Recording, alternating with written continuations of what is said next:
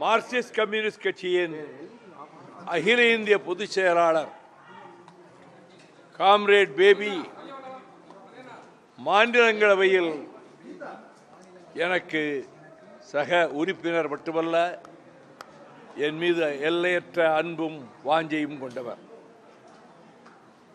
அண்மையில் நான் திருவனந்தபுரம் சென்று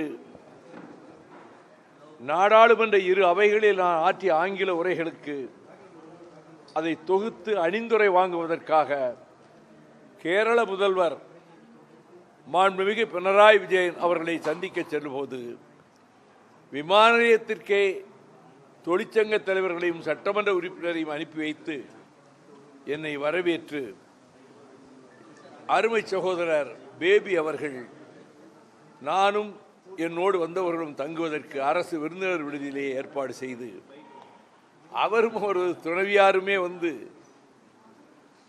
அன்றைய இரவு உணவருந்துவதற்காக அழைத்து சென்ற போது அந்த நிதியமைச்சரும் அதிலே கலந்து கொண்டார்.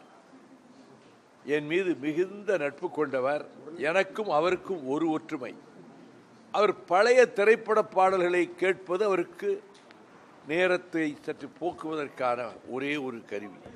நானும் அப்படித்தான். என்னுடைய வாகனத்திலும் நான் படுத்திருக்கிற அறையிலும் ஒரு 900 பழைய பாடல்கள் பதிவு செய்யப்பட்டிருக்கும். அதை கேட்டுக்கொண்டே இருப்போம். இப்பொழுது அவரோடு உணவருந்தும் போது கூட அவருடனே நான் கேட்ட பாடல்களை திருவிளையாடல், பாவ மன்னிப்பு, பாசமலர், பழைய படம் எல்லா பாட்டையும் எடுத்து போட்டார். நீங்கள் செம்மீனை போடுங்கன்னு அவர் செம்மீன் பாட்டுகளாக எடுத்து போட்டார். இப்படிப்பட்ட நட்பு. அதனால் அவர் வந்திருக்காரு டிவியில் பார்த்தேன். உடனே புறப்பட்டு வந்தேன். அவங்க முக்கியமான கூட்டங்கள் நடத்திட்டு இருக்காங்க. அவரை சந்தித்து ஒரு பொன்னாடை ஊற்றிட்டு ஒரு புகைப்படம் எடுத்துக்கொண்டு அவருடைய பணிகள் தொடரட்டும். அடுத்த தடவை எலெக்ஷன் முடிஞ்சு வரும்போது நீங்களும் உங்கள் இயக்கத்தினுடைய முக்கிய தலைவர்கள் அனைவரும், முன்பு ஹரிகிருஷ்ணன் சிங் சுர்ஜித் ஜெனரல் செக்ரட்டரியாக இருக்கும்போது 20 முக்கிய தலைவர்கள் அழைத்து கொண்டு என் வீட்டிற்கு வந்து நண்பகல் விருந்து அறிந்து விட்டு போனார். அது அடுத்த தடவை நீங்கள் வரணுங்கிற வேண்டுகோளை மட்டும் விட்டேன். கூட்டத்துக்கு போயிட்டார் அவர்.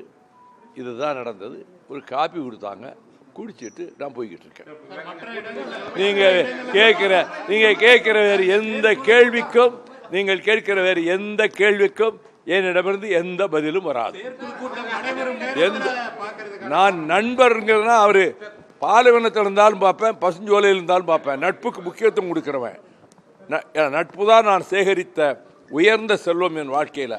அப்படிப்பட்ட நண்பர் மிஸ்டர் பேபி அவர் இங்கே வந்திருக்காருங்கிறதுனால அவர் வந்து ஒரு நிமிடம் சந்திச்சுட்டு போகணுங்கக்காக வந்தேன். வேற எந்த கருத்தும் நான் அரசியல் சம்பந்தமாக இந்த மார்க்சிஸ்ட் கம்யூனிஸ்ட் அலுவலக வளாகத்திற்குள் சொல்ல மாட்டேன். எதுவும் சொல்ல மாட்டேன். நீங்க வந்து கிடைச்சிருக்கீங்கிறதுனால எப்படியாவது 2 கேள்வியை கேட்கலான்னு நினைக்கிறீங்க. ஒரு கேள்விக்கு எனக்கு பதில் வராது. No reply, no answer, no answer, no answer, no answer. எந்த பதிலும் சொல்ல மாட்டேன், எந்த பதிலும் சொல்ல மாட்டேன். பத்திரிகையாளர்கள், தொலைக்காட்சி நண்பர்களுக்கு நீங்க வந்து எடுத்ததுக்கு ரொம்ப நன்றி. அவ்வளவுதான்.